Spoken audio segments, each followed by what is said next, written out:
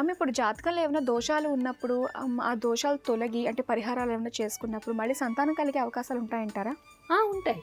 హుహు. తప్పకుండా ఉంటాయి. దానికోసం చెప్పేసి పరిహారాలు సక్రమంగా చేసుకున్నప్పుడు తప్పకుండా తిరిగే అవకాశం ఉంటుంది. ఎందుకంటే ఇదివరకు మనము దాదాపు ఈ 7 సంవత్సరాల్లో గోపురంలో ప్రతిసారి పుత్రద ఏకాదశి గురించి మనం చెప్పుకుంటూనే ఉన్నాం. అవును. మనకి ఫీడ్‌బ్యాక్ దాదాపు ఒక 53 మందికి కలిగిందని చెప్పేసి మనకి ఫీడ్‌బ్యాక్ వచ్చింది. హ్మ్.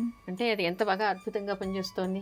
అవును. అమ్మ ఈ రోజుల్లో ఎక్కువ వినిపిస్తున్న పేరు నారాయణ బలి. సో, ఈ మాట అన్నదంటే చాలామంది చేస్తున్నారని చెప్పేసి విన్నాము. అసలంటే ఏంటంటాం? ఏం చేస్తారసలు?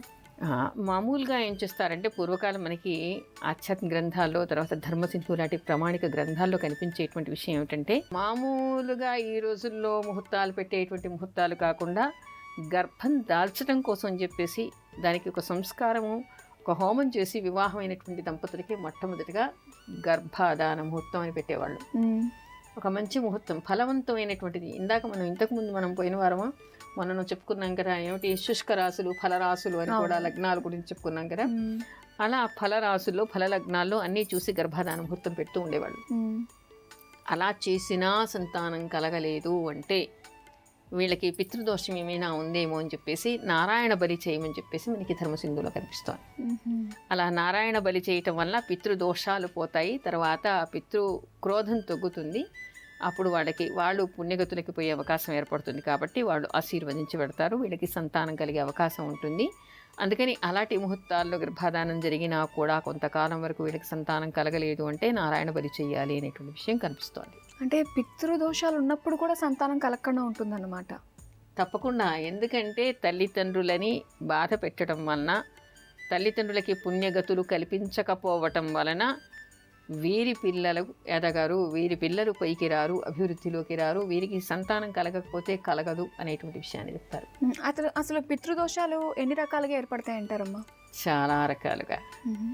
ఎలాగంటే అసలు వివాహం అనేటువంటిదే రుణత్రయాలు తీర్చుకోవడానికి ఏర్పడుతుందిట. ఒకటి పితృరుణం, ఆ తర్వాత దేవరుణం, ఋషి రుణం అంటూ ఉంటారు.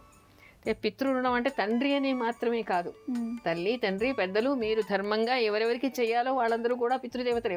మరణించిన వాళ్ళందరూ కూడా పితృలే, పితృలోకానికి పోతారు. అందుకని వాళ్ళందరికీ. అయితే ఇక్కడ చెప్పేటువంటిది ఏమిటంటే, ఒకటి బ్రతికి ఉన్నప్పుడు తల్లిదండ్రులని కంటతడి పెట్టించినప్పుడు వారి కన్నీళ్ళంతా కూడా వీళ్ళకి శాపం అవుతాయిట. చనిపోయాక మాత్రమే కాదు, బ్రతికి ఉన్నటువంటి తల్లిదండ్రులని ఇబ్బంది పెట్టి కన్నీళ్లు కార్చేలాగా ఎవరు ప్రవర్తిస్తే వాళ్ళ పిల్లలు అభివృద్ధిలోకి రారు అని.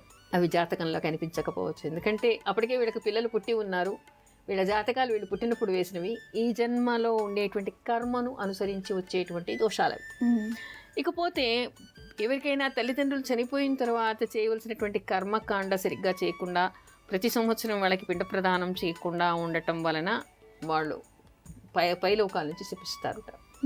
అందుకని తప్పనిసరిగా అవి చెయ్యాలి. తింటారా, వాళ్ళు వస్తారా, చేస్తారా అనేటువంటి వాదనలు పక్కన పెట్టి నేను శాస్త్రంలో చదివింది మాత్రం చెప్తున్నాను. అందుకని అవి చెయ్యాలి. అమ్మ, మన నియమాల గురించి చెప్పుకున్నాం కదా, మన నాగబలికి సంబంధించి ఇంకా సంకల్పం ఏమన్నా ఉంటుందమ్మా చెప్పుకోవడానికి? అదే ఇందాక కూడా చెప్పాను, సంకల్పం అనేటువంటిది అక్కడ బ్రాహ్మలు చెప్పిస్తారు, కానీ వీళ్ళ మనసారా చెప్పుకోవాల్సిన మంత్రాలతో వాళ్ళు చెప్తారు. కానీ మనసులో మీకు భావన ఎలా ఉండాలి అంటే, ఓ సర్పరాజమా, నేను కానీ నా వంశీకులు కానీ లేదా పూర్వజన్మలో కానీ నేను సర్పానికి దోషం చేసి ఉంటే, సర్పాన్ని హత్య చేసి ఉంటే మమ్మల్ని క్షమించి క్రోధాన్ని మాని శాప విమోచనం చేసి మాకు సత్సంతాన ప్రాప్తి చేయడానికి అనుగ్రహించు అనేటువంటి భావన వీళ్ళు చేయాలి. అయితే సంతానం కోసం మనము నారాయణ బలి చేయాలంటారా, లేదంటే నాగబలి చేయాలంటారా? అంటే ఎలా తెలుస్తుంది అంటారు మనకి? ఇక్కడ సర్పదోషాలు ఉన్నప్పుడు నాగబలి చేయాలి, పితృదోషాలు ఉన్నప్పుడు నారాయణ బలి చేయాలి. ఏదన్నా కూడా మన జాతకం ద్వారానే మనం తెలుసుకోవాలి. అమ్మ, సంతానం కోసం ఇంకా ఎలాంటి పరిహారాలు చేసుకోవాలంటారు? ఇక్కడ మనకి వరుస క్రమంలో చెప్పేటువంటిది ఏమిటంటే, శుభముహూర్తంలో గర్భాధాన ముహూర్తం చేసినా కూడా వీళ్ళకి సంతానం కలగకపోతే పితృదోషాలు ఉన్నాయని చెప్పేసి నారాయణ బలి చేయటం, ఒకవేళ సర్పదోషాలు ఉంటే నాగబలి చేయటం. ఆ తర్వాత ఏమిటంటే హరివంశ శ్రవణం చేయాలిట, హరివంశ కథాశ్రవణం చేయాలి అనేటువంటిది కనపడుతుంది. హరివంశం అంటే హరి ఎవరు? నారాయణమూర్తి. ఆయన ఎన్ని అవతారాలు ఎత్తాడు, ఆయన వంశానుక్రమణిక మనకి హరివంశం అనేటువంటి పుస్తకంలో కనపడుతూ ఉంటుంది. అయితే దీన్ని చేసేటువంటి విధానం ఏమిటి అంటే, పురాణం చదవగలిగేటువంటి ఒక బ్రాహ్మణ్ణి తీసుకొచ్చి అతనికి దీక్ష ఇచ్చి, మాకు సంతానం కోసం అని చెప్పేసి, సంతానంలోమి ఉంది కాబట్టి అలాంటి దోషాలకు పోవడం కోసం అని చెప్పేసి హరివంశం పారాయణం చేయమని చెప్పేసి నియమించాలి. అతను సంకల్పం చేసిన తర్వాత అతను ఒక వేదిక ఏర్పాటు చేసి దాని మీద ఒక వ్యాసపీఠ లాంటిది పెట్టి హరివంశ గ్రంథానికి పూజ చేయించి అతను చెప్తుంటే వీళ్ళు వినాలి.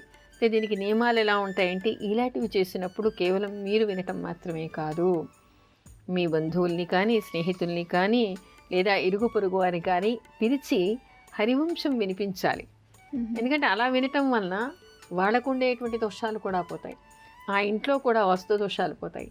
దానికి ఏమిటంటే 9 రోజులని 7 రోజులని ఒక నియమం పెట్టుకొని రోజు పారాయణ చేస్తారు. ఉదయాన్నే మొదలుపెట్టి గ్రంథానికి పూజ చేసి, విష్ణుమూర్తికి పూజ చేసి, విష్ణు సహస్రనామం చదివి దీపారాధన చేసి, అఖండ దీపారాధన, ఆ నియమం ఎన్ని రోజులు ఆ గ్రంథాన్ని చదువుతారో అన్ని రోజుల వరకు కూడా అఖండ దీపారాధన పెట్టి, సాయంత్రం వరకు దీన్ని శ్రవణం చేసిన తర్వాత ఎంతో కొన్ని అధ్యాయాలు అయిపోతాయి. ఆ రోజుకి అది ముగించి హారతి ఇచ్చి అందరికీ ప్రసాదాన్ని పంచి ఆ తర్వాత వచ్చిన వాళ్ళందరికీ కూడా భోజనాలు ఏర్పాటు చేస్తారు. ఇలా గ్రంథం వరకు కూడా సప్తాహం అని కానీ లేదా నవరాత్రి అని కానీ 11 రోజులని కానీ నియమం పెట్టుకొని ఆ పారాయణ చేస్తారు.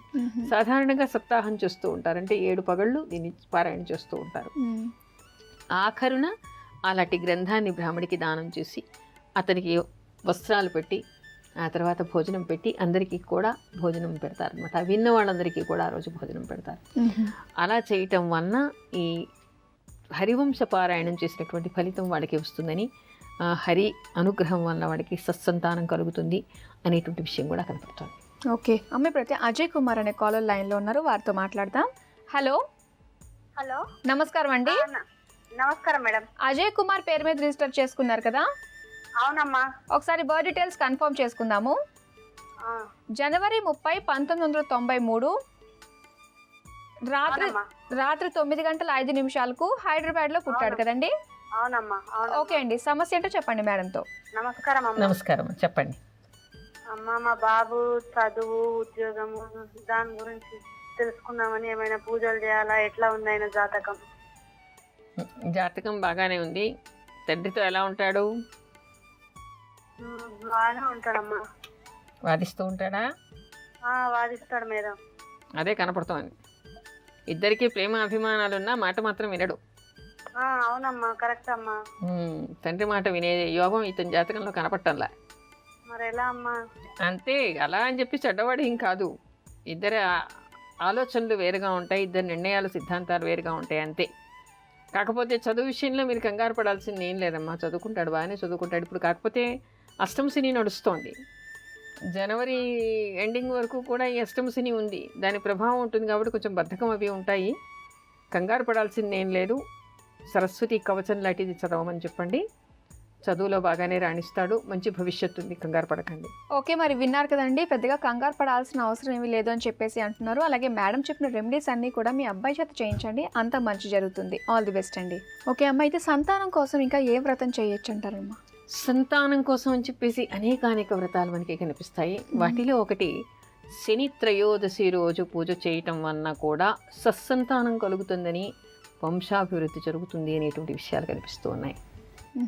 అయితే శని త్రయోదశి వ్రతం అన్నది అంటే సంతానం కోసం కూడా చేయొచ్చు అనమాట. అసలు అది చేయటం వల్ల సంతానం కలుగుతుంది, వంశ అభివృద్ధి కలుగుతుంది. సంతానమే కాదు, వంశాభివృద్ధి అంటే మనవలు మనవరాళ్ళు కూడా పుట్టే అవకాశం ఉంది, అంతే కదా. వంశం అభివృద్ధి అంటే ఎలా? పిల్లలు ఇప్పటికే ఉన్నారు, ఆ పిల్లలకి పిల్లలు పుట్టడం, వంశం అభివృద్ధి చెందుతుంది. అలాంటి యోగం కూడా ఏర్పడుతుందిట. అందుకని చెప్పేసి కూడా అది చేయటం చాలా విశేషం అని చెప్పి చెప్తూ ఉంటారు. అమ్మ, అయితే శని త్రయోదశి ఎప్పుడు రాబోతుందమ్మా మనకి? ఎల్లుండే. ఇవాళ ఏమిటి? గురువారం కదా. గురువారం 2వ తారీఖు మనకి శని త్రయోదశి ఉంది. అందుకని మనం ఎందుకు ఇవాళ చెప్పుకుంటున్నాము? ముందుగా చెప్తే ఎల్లుండి చేసుకునే అవకాశం ఉంటుందని కదా. అవును. అందుకని ఎల్లుండి శని త్రయోదశికి పూజ చేయవచ్చు.